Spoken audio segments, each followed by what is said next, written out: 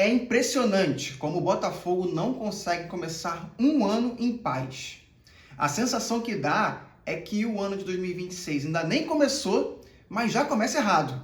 Mais uma vez, nós vamos começar um ano, ou o planejamento de um ano, sem um treinador. Em todos os anos da era SAF, a gente nunca consegue iniciar o planejamento de um ano com um treinador que seja longevo, que vá conseguir manter o time, que vá conseguir levar a pré-temporada, o início da temporada e o final da temporada. A gente não consegue isso. É impressionante como o erro, ou o acaso, ou a incompetência leva o caminho do Botafogo a esse destino. David Ancelotti deixa o comando do Botafogo. Tudo bem, foi um pedido dele sair, já que o Botafogo queria demitir o treinador Lucas Guerra, e o David Ancelotti só ficaria se mantivesse toda a sua comissão técnica. Isso aí todos já entenderam. Mas isso acontecer no dia 17 de dezembro é muito estranho. O campeonato acabou no dia 7 de dezembro. Por que isso só acontece 10 dias depois?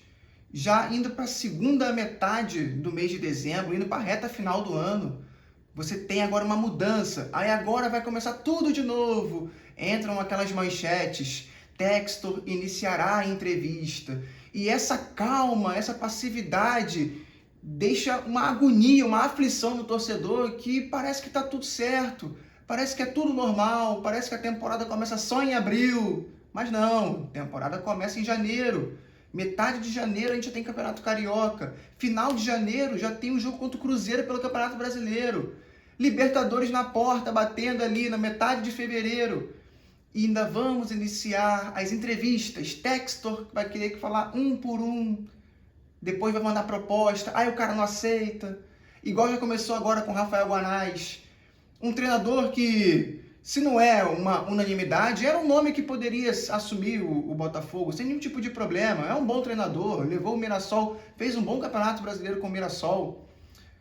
Aí a imprensa já mostra que ele não quer, não, já negou o Botafogo. Aí ninguém sabe se teve realmente proposta, se foi uma consulta, se foi algo informal. Mas já sabe que o Rafael Guanais não quer. Aí vai ter que agora um plano B. Aí o plano B vai ser o cara do Porto, vai ser um cara da terceira, quarta colocação do Campeonato Português. Vai vir alguém que não entende de futebol brasileiro. Sempre essa peculiaridade para iniciar o ano do Botafogo. Se você compartilha desse mesmo sentimento, curte aí o vídeo, dá o like, se inscreve no canal. A gente precisa muito desse incentivo de vocês nesse momento. Se nós formos recapitularmos o que aconteceu em todos os inícios de anos da era SAF, da era Textor, a gente percebe que a gente não conseguiu iniciar um ano sequer com um bom planejamento. O primeiro ano é o ano de 2022. O Textor faz a compra do Botafogo, né, no Natal de 2021, mas ele só assume de fato em março de 2022. Ou seja, o início do ano já tinha ido por água abaixo. Faz a contratação do Luiz Castro, ele chega faltando ali dias para começar o Campeonato Brasileiro, a gente estreia contra o Corinthians, ele nem podia estar no banco de reservas, quem assinou a súmula foi o auxiliar dele, e um ano conturbado, demorou a engrenar até conseguir engrenar. Em 2023, houve outro problema. Qual foi o problema desse ano? Aí, de fato, a gente consegue manter o treinador. O Luiz Castro fica de 2022 para 2023. Só que a temporada de 2022 acabou tarde demais. Por quê? Porque o Textor ele arrumou um amistoso do Botafogo com o Crystal Palace, lá em Londres. Então, o Campeonato Brasileiro acabou uma data, todo mundo entrou de férias, todo mundo teve sua temporada finalizada, e o Botafogo continuou treinando mais uma semana. Depois embarcou para Londres, fez 2 amistosos lá, contra o Charlton e contra o Crystal Palace, voltou e só entrou de férias dias depois de todo mundo. Ou seja, em 2023 todo mundo volta antes, todo mundo consegue fazer uma boa pré-temporada e a do Botafogo fica curta.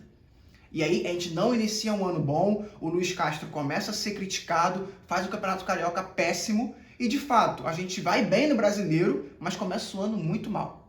Em 2024, outro problema. Em 2024 a gente começa o ano ali com o Thiago Nunes, que não teve culpa nenhuma ali do ano de 2023, chegou ali faltando 5 jogos para acabar o ano, foi meio que um salvador da pátria, não deu certo, mas todo mundo sabia que o Thiago Nunes não ia ficar no Botafogo, né? Então ele inicia o ano, começa a tentar implementar o seu método e partidas depois do jogo contra o Aurora, na primeira fase da Libertadores ali, ele é demitido. A gente joga um planejamento todo fora, em disputas de Libertadores, que a gente podia até atrapalhar o nosso título de 2024, e Deus nos ajudou naquele momento, porque tudo calhava para que não desse certo, porque o planejamento também foi jogado fora. Em 2025, problema novamente. Por quê? Porque o Arthur Jorge não fica, há toda aquela indefinição e o Botafogo só vai contratar técnico meses depois. Foi algo realmente extremamente inacreditável, inaceitável, né? Renato, e quando contratou, foi o Renato Paiva, que todo mundo também sabia que não ia dar certo. O Renato Paiva não era um treinador para o momento que cabia para o Botafogo, atual campeão brasileiro e atual campeão da Libertadores. Todo mundo sabia que o Renato Paiva não era o nome, mas Textor insistiu, ele foi contratado, ficou até que bastante tempo, foi para a Copa do Mundo, ganhou do PSG e foi demitido logo em seguida. E aí chega o David Ancelotti com sua metodologia, demora também a engrenar, você também não curte muito ele, mas de fato até termina o ano bem. 10 jogos de invencibilidade, 5 vitórias, 5 empates, o time começa a engrenar, começa a reverter placares.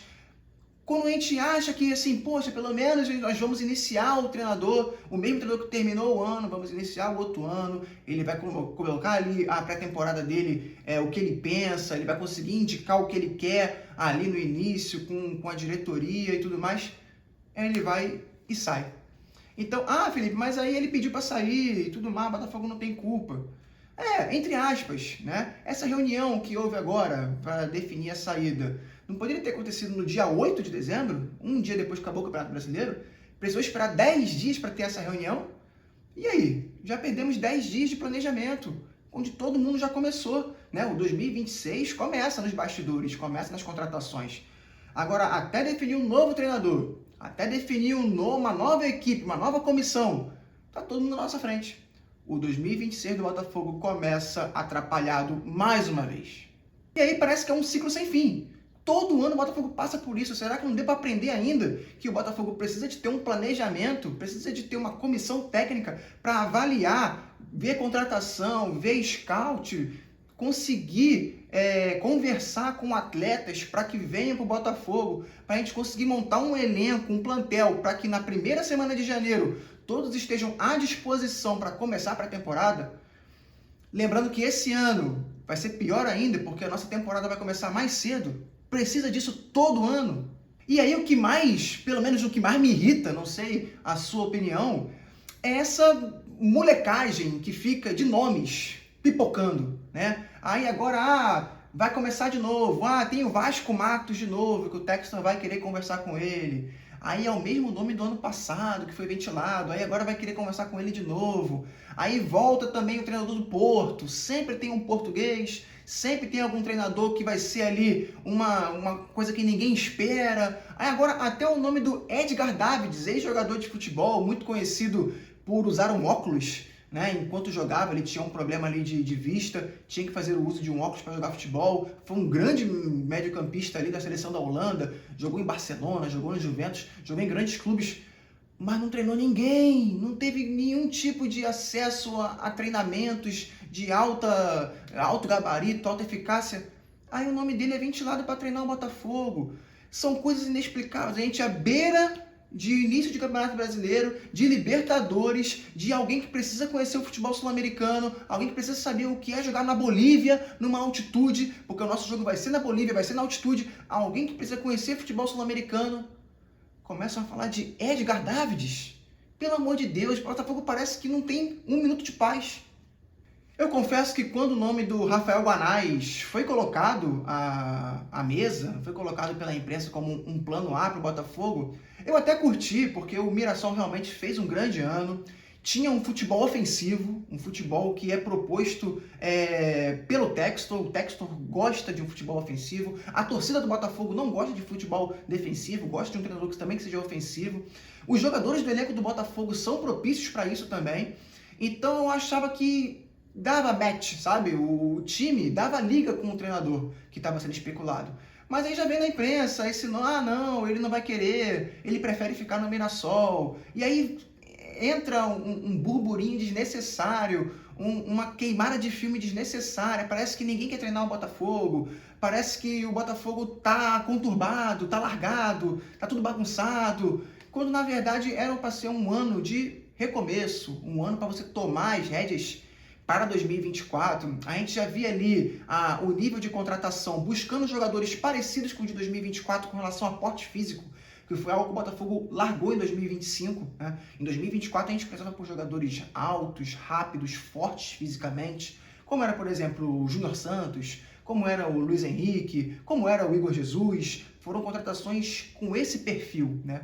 Já em 2025 as contratações foram diferentes. Foram de jogadores mais baixos, mais técnicos, mas que não usavam essa força, né? Como, por exemplo, Montoro, como, por exemplo, Santi Rodrigues, jogadores mais franzinos, jogadores mais bola no pé e não aquela jogo de transição que o Botafogo tinha em 2024, né?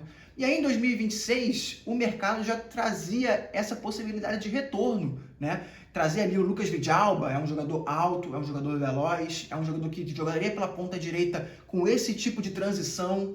Aí vinha também para a ponta esquerda ali jogadores como o venezuelano que está sendo especulado que joga na Ucrânia. Então são jogadores altos, são jogadores fortes. Então o Botafogo já trazia esse tipo de modelo, esse tipo de recurso. Então eu falei assim, poxa, vai ser algo diferente, vamos voltar para 2024, não vai ser a mesma coisa de 2025. Aí, dias depois, um dia que era para ser festivo, Flamengo eliminado, perdeu pro PSG, a gente ganhou deles, a gente podia... Aí vem, logo em seguida, horas depois, David Ancelotti sai.